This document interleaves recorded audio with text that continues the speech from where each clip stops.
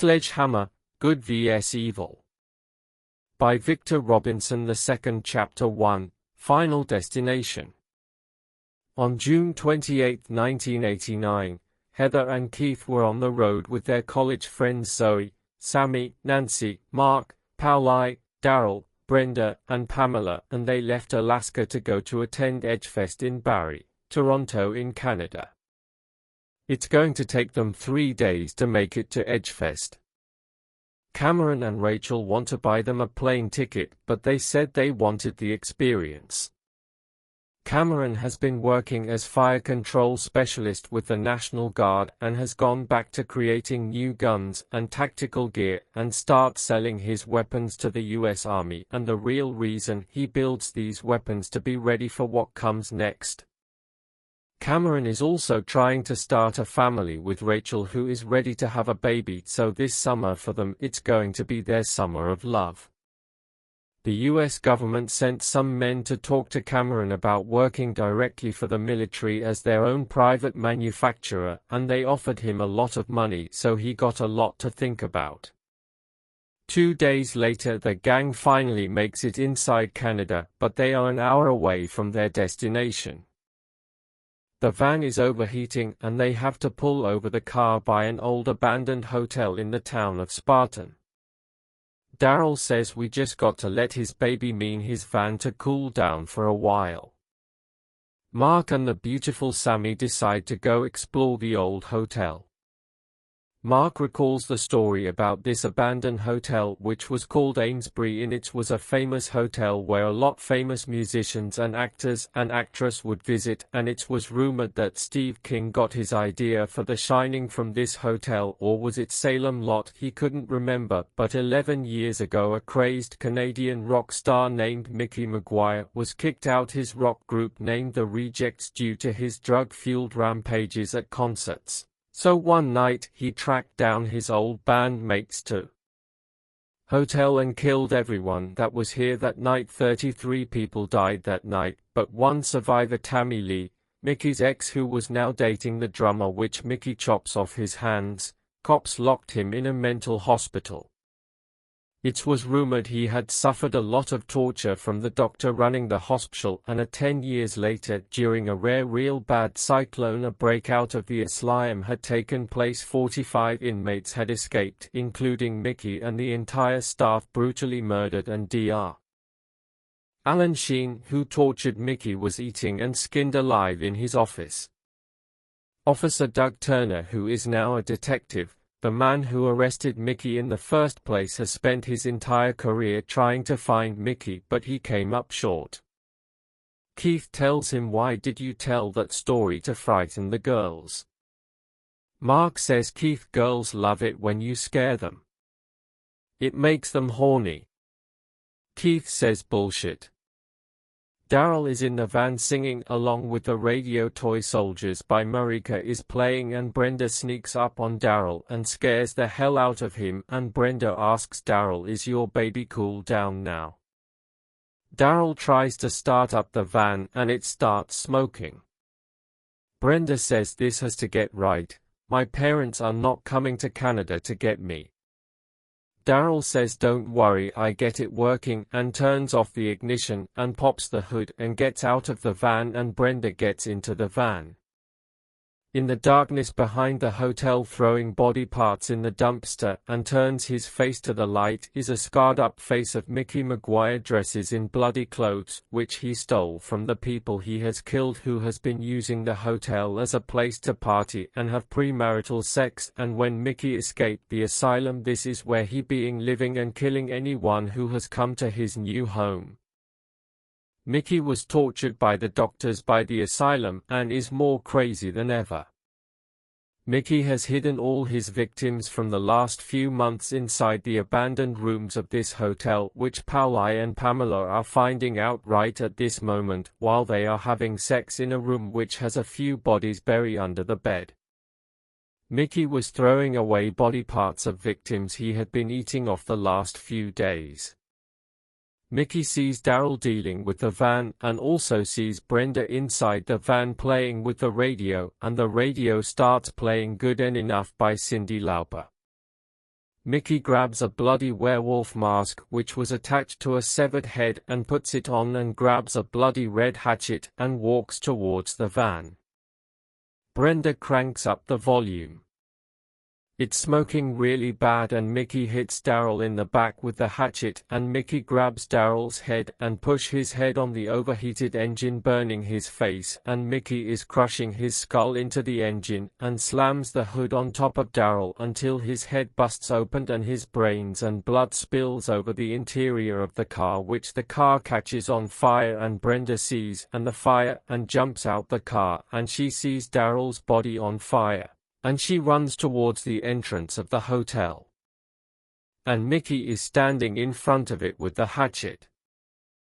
Brenda is standing in shock and she turns to run down the street away from the hotel and Mickey throws the hatchet at Brenda and it hits her in the back of the head and Mickey walks over to Brenda and she says please God and Mickey pulls the hatchet from her skull and starts hacking her to death. Mickey stands up and he takes the hatchet and starts to walk towards the hotel and as he walks by the van explodes. Nancy and Zoe look downstairs in the lobby and they see a man in a bloody werewolf mask walking inside carrying a bloody red hatchet and he barricades the door and Nancy and Zoe run to Mark and Sammy and tell what they just saw. Pauli and Pamela finished having sex. They thought the explosion was part of their romance and Pamela pushes Pauli out of bed and he sees two dead bodies sticking out of the mattress and he screams like a girl and Pamela looks under the bed and they grabs their clothes and runs out the room. Pauli runs past Mark, Sammy, Nancy and Zoe who were trying to stop him but end stopping Pamela before she ran after him and Pauli runs downstairs and decides to stop to put his clothes on and then he notices the door is barricaded and he turns around and he sees a bloody werewolf mask in the darkness and Pauli says oh shit and Mickey slices off Paulie's face with the hatchet and Pauli is screaming. Keith and Heather come from the back of the hotel and they hear Pauli screaming and Keith sees Mickey and jumps him from behind. Heather grabs Pauli and she notices he has no face. Keith is thrown through a wall by Mickey. Mickey picks up the hatchet and goes for Heather and before he hits her in the shoulder and Pauli pushes her out the way and takes the hatchet blows into his chest and Pauli tells her to run and Pauli is screaming oh God he is killing me, oh God he is killing me. Keith comes back through the wall and grabs Heather and they run upstairs and meet up with Sammy, Mark, Nancy and Zoe. They started throwing furniture down the stairs to block him from coming up the stairs. Keith says it's not gonna hold him for long. We need to arm ourselves and fight for our lives. Keith goes into a room and tosses the mattress to the side and grabs a bed rail and pulls out a switchblade and unscrews the bed and takes the railing apart and wraps a cloth at the end of it and he hands it to each of them. Mark had an idea, why don't we using these sheets to climb down and get the fuck out of here? Nancy says we don't know where the fuck he is. Keith says he barricades the doors, he can't get out either, this might be the only way. Heather says why don't we go downstairs and kill this fucker and walk right out the front door. Pamela says I just want to go home. Mickey is standing underneath them. Mickey has a nail gun and he's shooting through the floor. Pamela and Mark nail goes through their foot and Pamela falls to the floor in her face, gets shot full of nails and Mark pulls Pamela off the nails and her face is bleeding badly. Mickey walks through the mess they made in the hallway and Mickey shoots the nail gun at all of them. Pamela is getting all shot up nails and she goes through the window and falls to her death. Mark and Keith goes to attack Mickey and knocks the nail gun out of his hand and Zoe grabs the nail gun and shots up Mickey. Mark swings the railing again at Mickey and he grabs it from him and throws it at Zoe and it goes through her rib cage and through her body and it kills Sammy who's standing behind her also. They both impaled by the same railing. Keith gets slammed into the wall by Mickey and Heather knocks Mickey off of Keith. Mark is heartbroken with the loss of Sammy and he spears Mickey into a wall. Keith's hands are bleeding due to the use of the railing and drops the railing, and Mark is pounding his fist into the bloody werewolf mask. Mickey grabs Mark and chokeslam him into the floor and knocks the wind out of him, and Mickey goes to grab the nail gun. Nancy grabs a fire extinguisher off the wall and starts attacking Mickey in the face.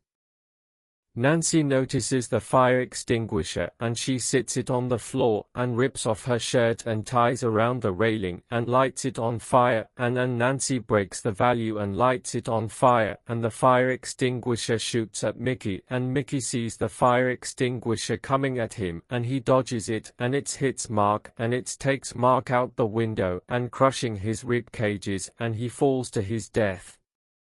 Nancy stills have the fire on the railing in her hand. She charges Mickey and he picks up the nail gun, and as she running towards him he shooting up her with the nail gun, and she hits him in the face with the fire on the railing and burning the werewolf mask into his face, and Mickey mask is on fire. Keith and Heather grab Nancy and go to the roof. Keith sees a way to jump to another building and he tells Heather to jump first. Heather jumps to the other building before Keith can tell Nancy to jump. Mickey appears on the roof with his red hatchet and his burned up wolf mask on, and Keith throws Nancy to the other building. Keith shouts, "Go baby, go home to get Cameron, so he fuck up this fucker up." Heather says, "Come on, jump Keith." Keith sees broken beer bottles on the floor and Keith takes off his shirt and grabs the beer bottles and wraps the beer bottles around his hands, and he goes at Mickey and dodges Mickey's hatchet attacks and slices up Mickey. Mickey grabs Keith's right hand and cuts him off, and Keith is screaming, and Keith swings his left arm cutting Mickey's face, and Mickey grabs Keith's right hand and cuts his arm off. Heather and Nancy look in horror from the other building. Nancy pulls Heather away and Mickey cuts Keith's legs off, and as Mickey goes to cut off Keith's head he screams out, "I love you Heather," as Mickey saws off Keith's head with the hatchet and he kicks it towards the next building. Mickey jump off the roof to the next building and Nancy and Heather runs out the building. Mickey is right behind Nancy and Heather. A man and his girlfriend are driving down the street with their CD blasting "Who You Run to by Heart." Nancy runs out the door and she hears the music and the car, and she runs to the car and stops the car almost getting hit. Heather is in shock from losing Keith, and Mickey appears from behind and Nancy is talking with the man and his girlfriend, and Heather is walking towards them, and Mickey hits Heather in the back of her leg and almost cuts her leg clean off. The man pulls out a Colt 45 and gets out the car and starts shooting at Mickey, and Mickey throws the hatchet at the man's head. Nancy grabs Heather and kisses her "I had always loved you," and picks up the man's gun, and she tells the man's girlfriend to take her friend and go, and Nancy lures Mickey back into the building.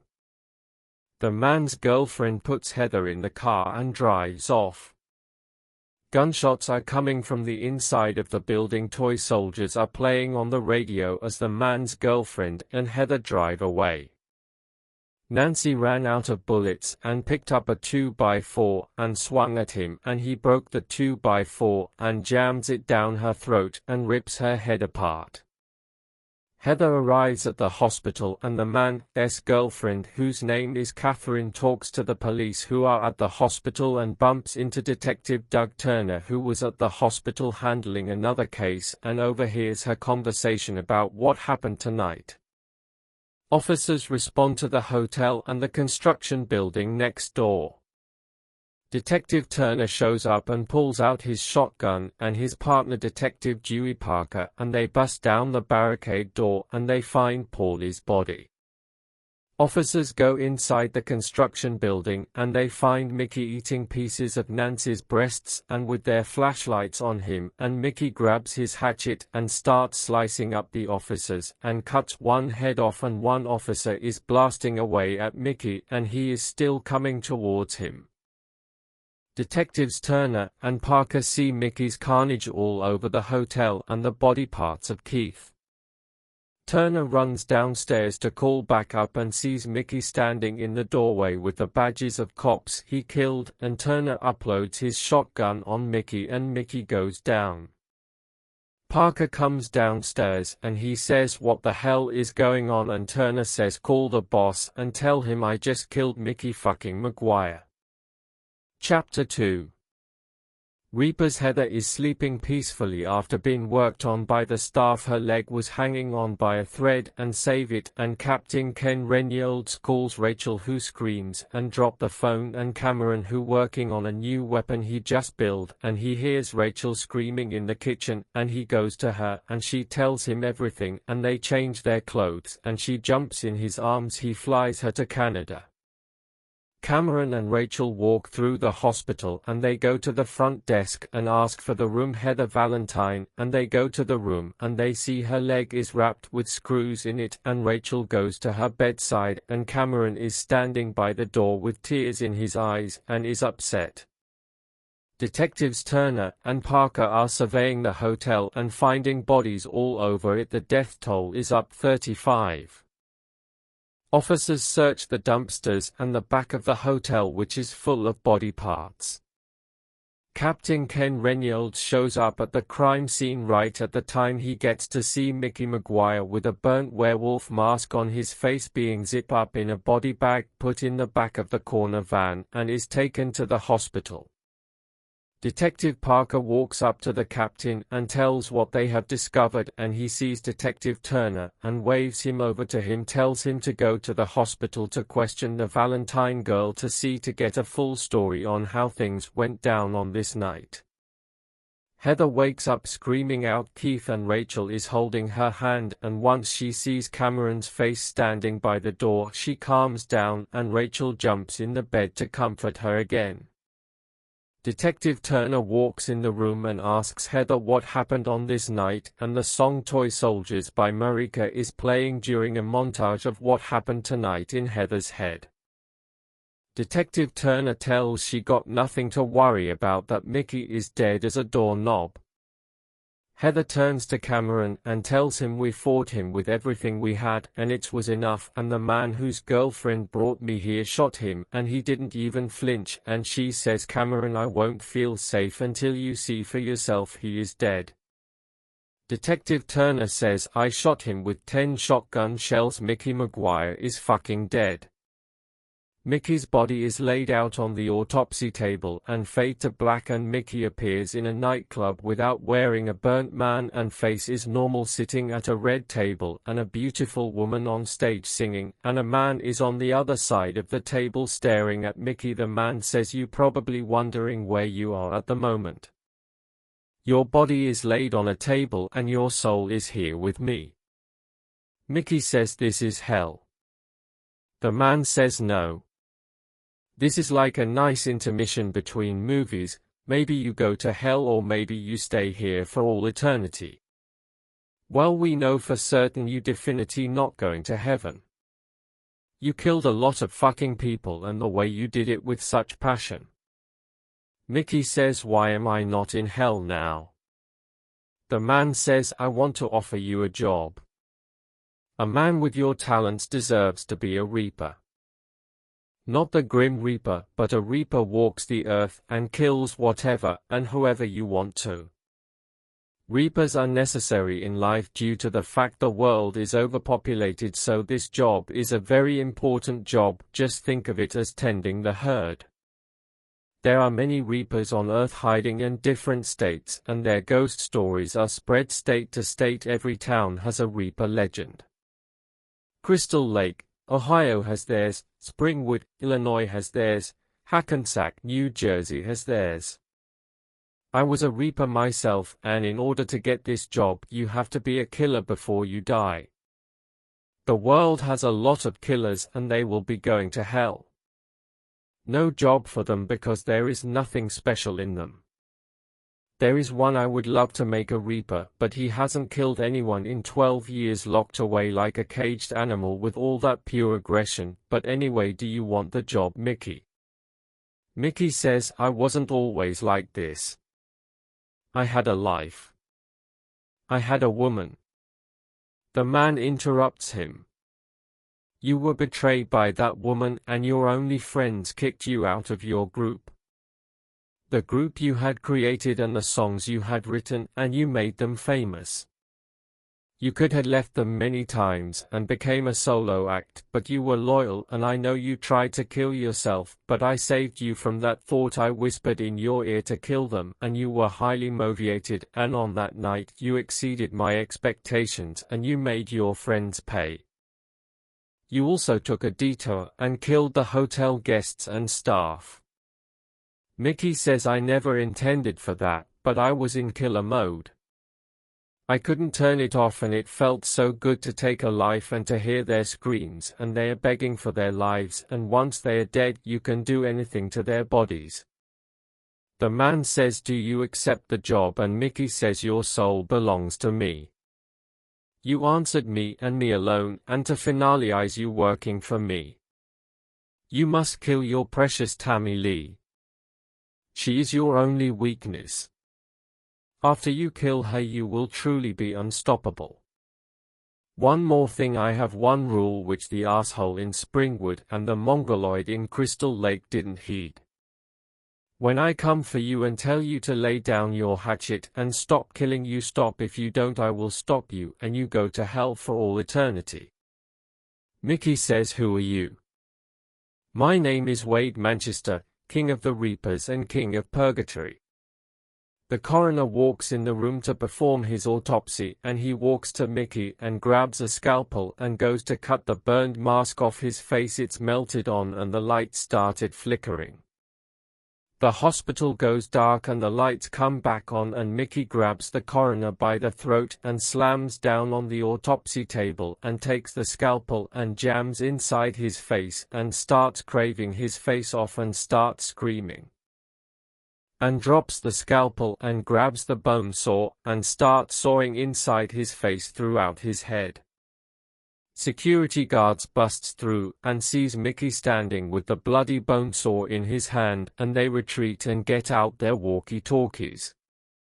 Chapter 3: The Sledgehammer vs. the Maniac. Cameron sees the commotion in the hallway and overhears the walkie-talkies and the alarm sounds in the hospital, and cops are running towards the coroner office, which is downstairs, and one of the officers says to Detective Turner, Mickey has just killed the coroner. Heather says, I told you. He is coming for me. Rachel, get me out of here please, sister. Detective Turner says, don't worry, we will take care of this maniac. Mickey breaks the fire glass off the wall and grabs the axe, and officers pull out their guns, and Mickey is getting shot up and cutting through the officers like a knife through butter. Body parts are flying everywhere and screaming, echoing out the hospital, and hospital was being evacuated by the security guards. Detective Turner is in front of Cameron, Rachel, and an injured Heather with his gun drawn, and standing in the middle of the hallway is Mickey, standing with a bloody axe over the dead 12 officers, and Detective Turner tells them to leave, and as he points the gun at Mickey, Cameron grabs Detective Turner's shoulder and tells, get my family out here and I take care of this bitch, and Detective Turner looks at Cameron like he is crazy, and he sees Cameron's eyes, no fear, and Rachel drags Detective Turner away. Cameron walks towards Mickey and Mickey swings at Cameron, and Mickey dodges the axe and break it in half and spin kick to Mickey's face and knock him down to the floor, and Mickey gets back up and Mickey rushes Cameron and throws him through the front of a vending machine. Cameron's first half of his body is inside the vending machine, and Mickey grabs Cameron from the back and grabs a piece of glass from vending machine and attempts to slit Cameron, and Cameron grabs Mickey and knocks the glass out of his hand and quickly turns around and starts to bashing Mickey in the face. It's like hitting a concrete wall. Mickey is feeling no pain and Cameron is looking in Mickey's eyes. There is nothing but darkness. Mickey grabs Cameron by the throat and tosses him off top of him. Mickey gets up and pulls off the burnt mask and drops it to the floor and looks at Cameron, and it shows Mickey's half-burnt face. Mickey walks towards Cameron and Cameron gets up and he charges Mickey and starts pounding away at him and kicking him, and Mickey waits and grabs him when goes for a kick, grabs him by the leg and tosses him in the hospital cafeteria. Cameron gets up and Mickey and Cameron fight all over the cafeteria. Mickey picks up Cameron by throat and choke slams through a table, and Mickey grabs a fork and is carving it inside Cameron's face, attempting to slice his face off, and Cameron trying to fight back as laying on his back, and Mickey stabs him in the throat over and over again and pulls out his windpipe and his neck. Mickey gets up and walks over to the utensil area in the kitchen and grabs knives from the drawer, and Cameron's regeneration has started. Mickey walks out the kitchen and looks over to Cameron, who lay out on the floor with blood everywhere. Mickey is walking out of the cafeteria. Guns N' Roses' Welcome to the Jungle started playing. The SWAT team has just arrived at the hospital and goes into the entrance. Cameron wakes up fully healed and he gets up and he is pissed and he says to himself, "I just used to hold back for so long, now I finally met my match in this world. It's time for me to fully drop the hammer." Mickey sees the SWAT team coming down the hallway. Mickey pulls a meat cleaver wrapped with a butcher knife on the other side and attached to the broken axe handle and goes down to meet the SWAT team, and Mickey is being shot up by the SWAT team's bullets and he cuts off one guy's head, and Mickey picks up an automatic shotgun and he mows them down. Bodies are everywhere. 6 SWAT team members are dead. 4 SWAT members are injured and Mickey grabs his butcher axe to finish them off before he could. The sledgehammer is flying through the hallway and Mickey turns around and sees, and Sledgehammer grabs Mickey and flies him away the injured SWAT members and drops him. Detective Turner returns to the hospital and pulls out his shotgun and walks through the hospital and sees the dead SWAT members, and he sees the 4 injured officers. One of them, a female named Walker, says the fucker wouldn't go down. "We were fucking dead until this guy came flying down the hallway and flew that fucker away from us. I do believe he was an angel." Detective Turner calls for more men and an ambulance. Mickey and Cameron are in an old abandoned wing of the hospital.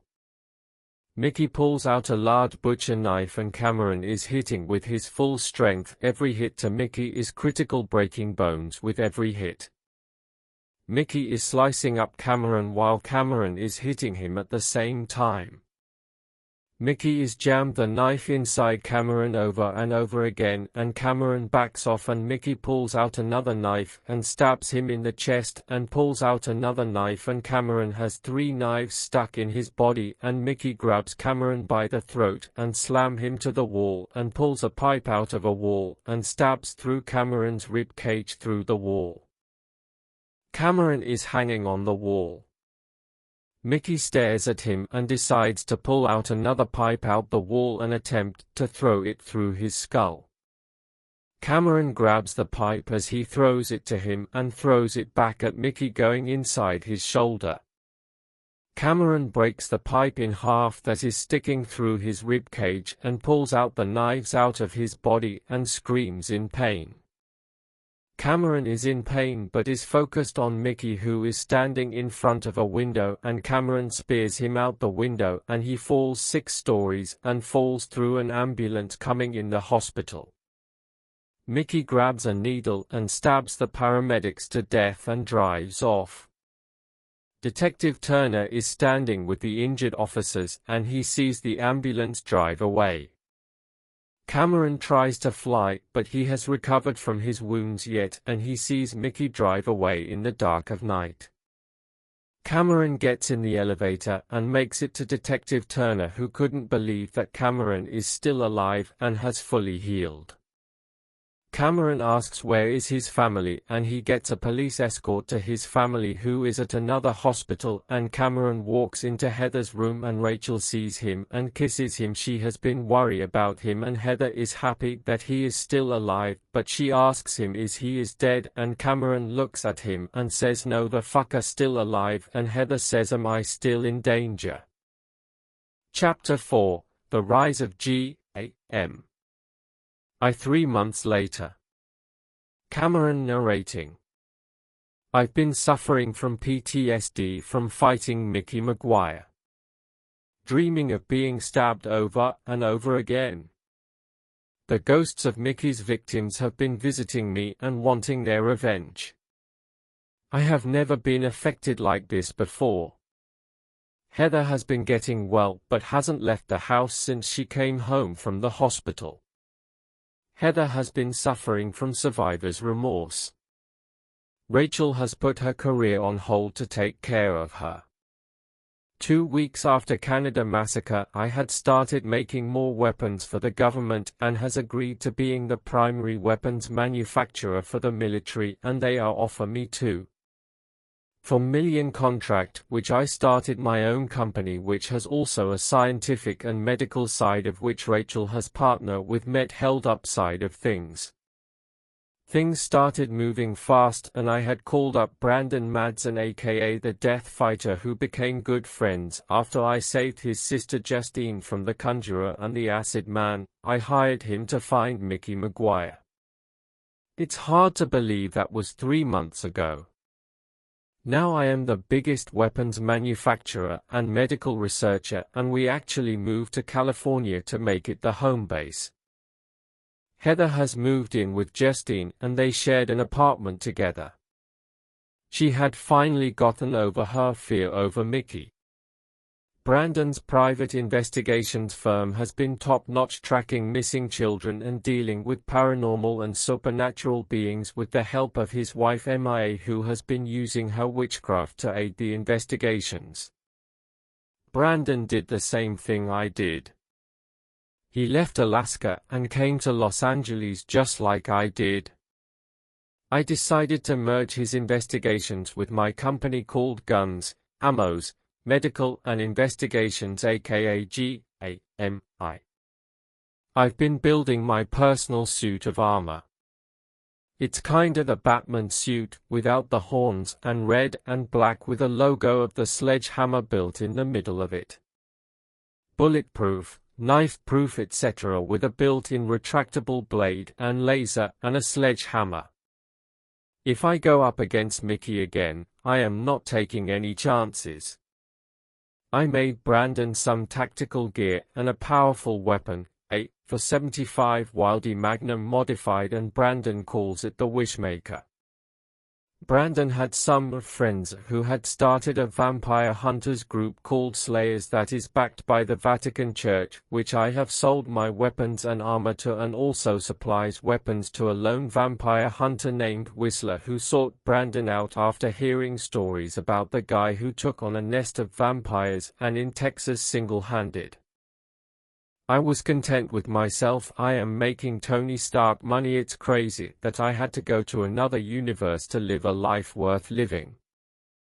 Mickey Maguire has not been on the radar since he left the hospital on that bloody night, but Brandon did find Mickey's old friend who is living in New Orleans, married to a Victor Damien, a ruthless mastermind criminal of Louisiana. He has connections all over Canada, which how he met Tammy Lee, who was singing in a local bar Quebec one night, and he instantly fell in love.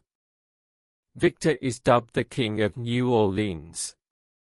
He is the drug kingpin of the South: steroids, crack, cocaine, heroin.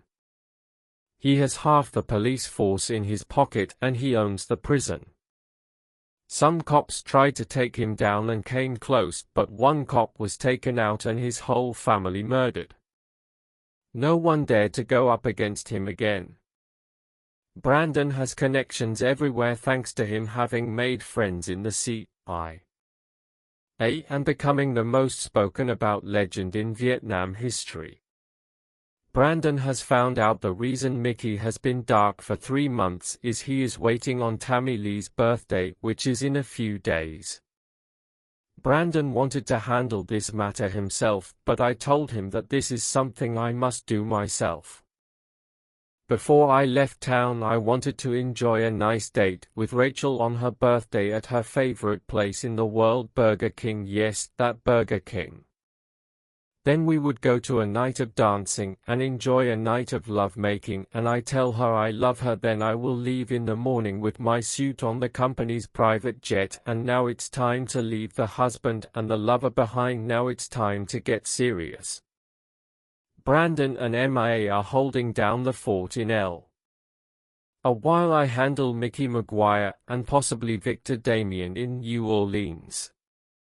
Brandon is investigating a case in San Francisco by a woman who claims her homeless father was murdered by vampires and are targeting tourists and the homeless, and now Brandon got a reason to use the Wishmaker.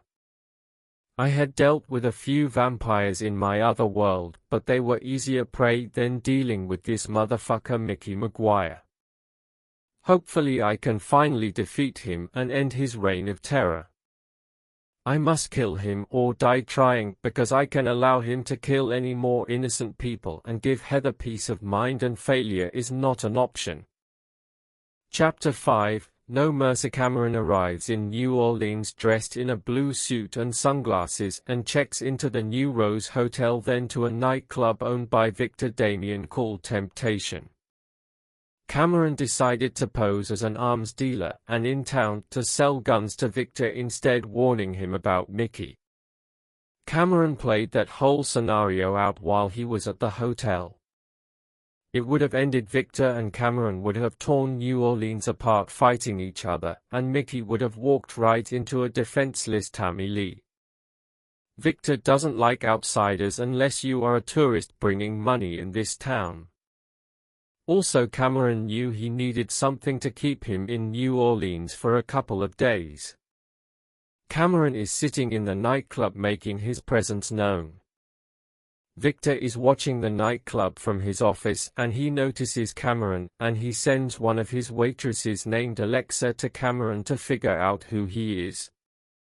Alexa takes his order and he tells her he wants to talk to Victor, and he gives her his card which says GAM Industries. A beautiful blonde woman comes to the stage with a fire dragon tattoo on her back in a blue velvet dress, and she starts to sing the song Leader of Pack as Victor walks down from his office smoking a cigar with 2 bodyguards behind him, and he sits at Cameron's table. Cameron tells him, I am a weapons manufacturer who makes weapons for the military, and I heard some good things about you through some mutual acquaintances in Canada, which refer to Detective Turner, whose old partner is still undercover inside the organization. Cameron tells him about the power of his guns, and the beautiful blonde woman walks over to Victor and sits by him, and he introduces her as his wife Tammy Lee. Victor says he is not interested in any new weaponry, but he knows someone who would appreciate some powerful guns, and he calls over a friend of his and introduces him to Cameron, and his name is Emile Fouchon. He shakes hands with Cameron and Victor, and Tammy Lee goes outside to get into their limo. Emile and Cameron spend a few hours talking about the quality of guns and life in New Orleans. Cameron sets up a day to view the guns. Cameron calls Brandon and tells him about what is going on, but also tells him that he needs a shipment of guns. Cameron sends the plane back to receive the shipment of guns, and Cameron goes back to the New Rose Hotel. It starts to rain and thunder, and Cameron calls Rachel, who is working late in her lab, because she does not want to go to an empty house. They talk for hours on the phone for hours. They both fall asleep on the phone. Cameron wakes up with a game plan in mind to defeat Mickey Maguire. Tammy Lee is volunteering at the local high school where she teaches music appreciation class. A train has come into New Orleans, and coming off the train is Mickey, who is dressed in a Toronto police uniform without a mask, and his face is half burnt, and he starts walking through town and walks to a hardware store, finds a bloody zombie mask and puts it on, and grabs a set of knives, a hatchet, tool belt, nail gun, plenty of nails, chainsaw, sledgehammer, and machete, puts in a bag and walks out of the back of the hardware store. Mickey walks down the street with everybody looking at him, and they wonder why he is wearing a Halloween mask during November. Mickey grabs the hatchet standing in front of a police station and walks into it, and he barricades the door and starts walking to the front desk and stares at the officer and takes the hatchet and hits him in the middle of his head, splitting his skull in half. I Don't Care Anymore by Phil Collins starts playing while he cuts through the surprised police officers. A few officers are shooting at him, and Mickey pulls out a nail gun and he is shooting the officers, and bodies are dropping and blood splattering everywhere. The captain comes out his office and he sees Mickey standing over his dead officers with visible bullet holes, and the captain is aiming his gun at Mickey and shoots him in the head, and Mickey takes off his bloody mask and grabs the captain by the throat and puts the bloody mask on the captain and grabs the nail gun and nails the mask to his face, and goes to the holding cells and sees 8 prisoners locked in their cells. And Mickey grabs some flammable liquid and burns up the prisoners locked in their cells, and they are screaming and burning down the police station, and he walks down the streets towards Armstrong High School, where Tammy Lee is teaching her class. Victor, wearing his silk red robe, is having breakfast at his mansion in French Quarter on the phone with an associate in Mexico, talking about a shipment of cocaine coming in on Tuesday, and Victor sees smoke in the air and he walks towards the end of the street. He calls his men to check out the situation while he goes to get dressed, and Cameron is having a cup of coffee standing by the window, and he sees a fire truck driving like a bat out of hell, and he goes out of his room and asks one of the residents, and they tells him the police station is on fire. Cameron goes back inside and throws on a jacket and goes down the street to the burning police station, and he smells a scent that he has smelled before. The scent was the smell of brimstone and decaying flesh, and he knew it was Mickey, and he sees the trail of blood and he follows it. Teenagers are enjoying their last week of school before Thanksgiving break. A group of students are in the music appreciation class with Tammy Lee, Laura, a bookworm and daughter of the captain, Joel, a jock and womanizer, Nick, a rebellious teen who is emotionally abused by his mother, who blames him for his father for leaving, Tyrone, a wannabe musician whose father works for Victor as manager of the nightclub, Janet, Tyrone's girlfriend, editor of school's newspaper, Tiffany, an aspiring singer and member of Rich Girl Club, Roger, a highly intelligent student who is addicted to Star Wars and Star Trek, and Violet, a teenager who has a sexual awakening of late and has been having a secret affair with the vice principal at this school. Mickey cuts off the power of the high school. The security guard goes to check out while the power is off, and Mickey comes out the darkness and stabs the security guard in the neck and throws into the furnace, and the security guard is being burned alive and is screaming, and Mickey walks upstairs and sees a few students walking the hallway, and Mickey attacks them and kills them, and a male teacher comes out his classroom and sees Mickey has a teenager girl in a chokehold. And the male teacher grabs a big book and hits Mickey from behind, and Mickey drops the girl whose name is Lily, and she runs down the hallway and screaming towards Tammy's classroom. The male teacher attacks Mickey again with the book, and Mickey grabs the male teacher and smashes his head through a few lockers, and then decides to slice his head off with a locker's door. Mickey turns around and sees Tammy Lee at the end of the hallway, and she has locked herself in the classroom with her students, and she tells her students it's not safe out there. Principal Logan and a couple of security guards are coming upstairs and they see Mickey and they try to take him down, and Mickey pulls out a machete and slices up the guards. Principal Logan knocks on all the classroom and tells to get out the school, and one of the guards is putting up a good fight evening with half of a face, and Mickey jams the machete in his throat, tearing off his head, and some of classroom has been evacuated except for Tammy's class, and Mickey sees the kids running downstairs, but his focus on Tammy's door. And he gets up and sees Principal Logan at Tammy telling her to unlock the door. Tammy goes to unlock the door and Mickey is standing behind. Principal Logan and Mickey is chopping up Principal Logan's back while he's screaming and looking at Tammy, and the students in the classroom are getting terrified. Tyrone looks out the window, grabs a desk and throws it out the window, and Janet looks out the window. It's too high up. Mickey slams Principal Logan's dying body through the door, trying to break it down, crushing Principal Logan's body and breaking down the door.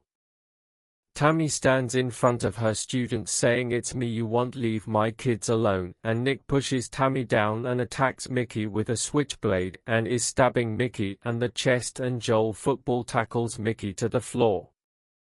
Joel and Nick tell them to run, and Mickey grabs Nick's throat and pulls out his windpipe and tendons. Joel gets machete in his belly. Violet, Janet, Tiffany run away as they see Mickey get off the floor, and Mickey grabs Janet by her ankle and breaks it, and Tyrone throws a book bag at Mickey and he releases his grip, and Roger has climbed out the window and is climbing down the building. Tammy Lee is holding Laura's hand. Tyrone runs behind Janet and Mickey throws the machete and it lands in Tyrone's back, and Tammy Lee pushes Laura into the closet, and Tammy goes to confront Mickey, who walks into the classroom. Janet and Violet walk towards a wounded Tyrone and pull the machete out his back, and they take him downstairs. Tammy says to Mickey, "Why you wait all this time just to kill me, and why kill all my students? Why didn't just kill me?" Mickey speaks, "I kill them so I wouldn't kill you, but now I must kill you because you are my own weakness, and I won't be able to restore this rotting corpse until I kill you, and the killing is so refreshing, but killing the one you truly love is heartbreaking, but it got to get done," and pulls out a knife, and Tammy close her eyes, "Then do it," and Laura busts out the closet and attacks Mickey, and he throws her out the window. And Tammy grabs a pencil and stabs Mickey in the eye, and she runs into the hallway, and Mickey stabs Tammy in the back, and Cameron knocks Mickey off of Tammy with a punch. Cameron gets Tammy off the floor, and she is wondering what he is doing here, and he tells her to go, and she runs downstairs. Cameron says, "Remember me." Mickey pulls out another knife and now has two knives, and he comes at Cameron, and Cameron flies through him and knocks the knives out of his hands, and Cameron throws him through a wall. Victor and his men show up at high school, and Victor sees Tammy is hurt and he puts her in the car and goes into the building. Cameron is pounding on Mickey, and Mickey stabs Cameron in his chest, and Cameron takes the knife out and now stabs the hell out Mickey, and Victor sees Cameron stabbing Mickey and Victor, and his men open fire on him, and Cameron tells him, "You are shooting at the wrong guy." And the men move to check on Mickey, and they walk past him, and Mickey pulls out the knife and gets up and slicing up the men, and Victor comes down the hallway blasting his shotgun, and Mickey falls out the window. Cameron comes out the shadows and says, "I fucking had him," and Victor aims the shotgun at him, and Tammy runs inside, says, "He is the one that saved me, baby," and Victor lowers his gun and walks and injures Tammy to their car. Victor and Cameron goes behind the building and see Mickey is gone. Victor is surprised, and Cameron says Mickey will be back for her. Victor says that was Mickey. Victor has heard about the massacre in Canada. Cameron tells him why he is really there.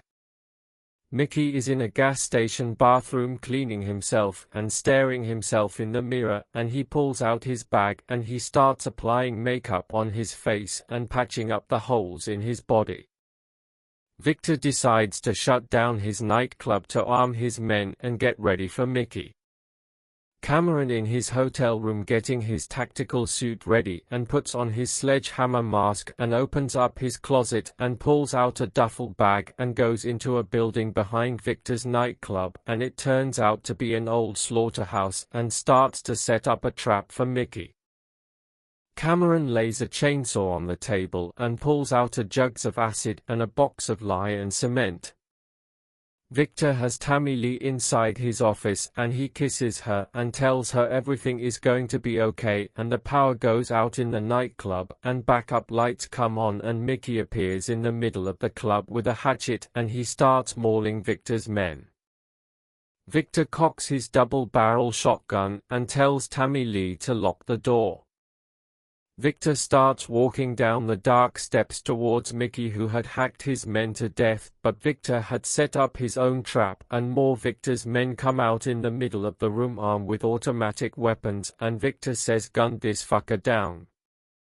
Mickey is being gunned down by Victor's men. Mickey falls to the ground in a pool of blood. Victor walks over to Mickey's body and he tells his men to check, and Mickey wakes up and puts the hatchet in one of the men's heads, and Mickey pulls out a knife and starts slicing through Victor's men, and some of the men panic and they end up gunning each other down.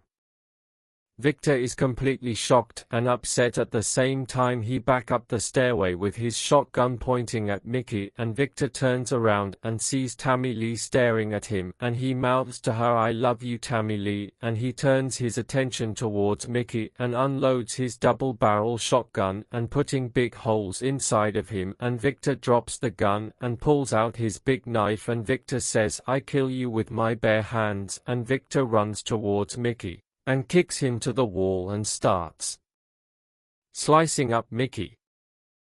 Victor accidentally causes an emergency light to explode and it sparks a fire on the VIP sofas, and Mickey and Victor are fighting all over the VIP lounge.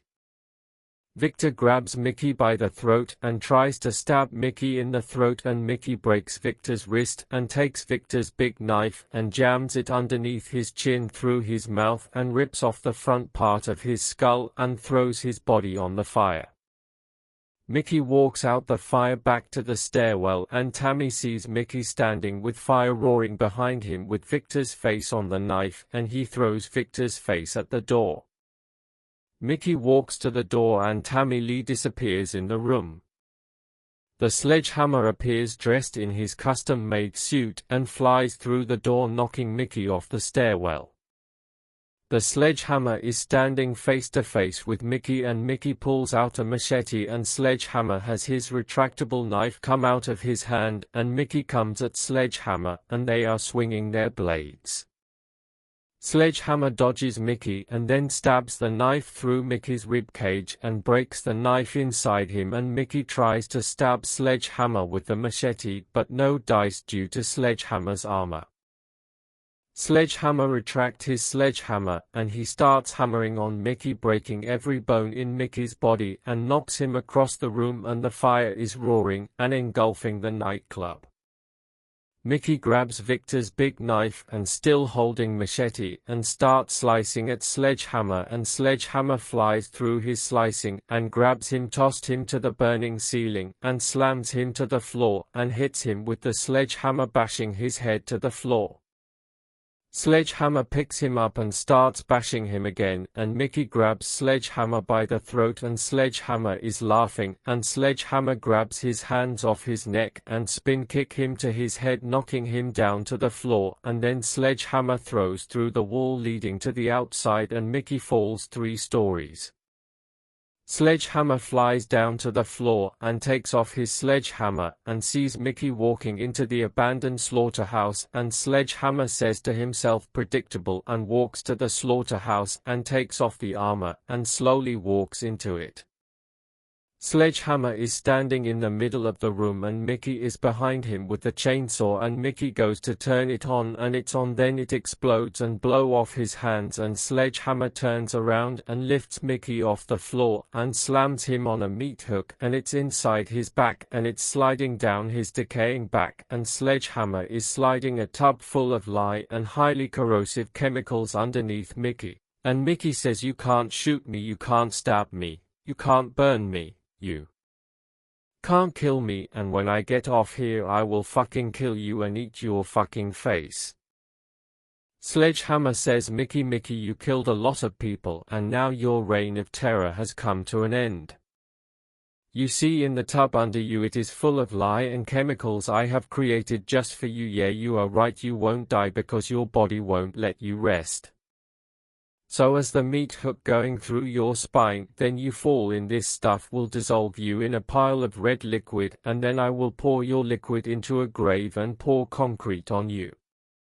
Mickey's body is giving way on the meat hook and Mickey says, "I am unkillable," and he drops into the tub and Mickey is dissolved fast, and Mickey tries to get out the tub and Sledgehammer retract out his sledgehammer and jump in the air and slams the sledgehammer on Mickey's head, exploding his skull, and his body falls back into the tub. Sledgehammer says, "You just been Sledgehammer." The end credits. Red Rain by Peter Gabriel.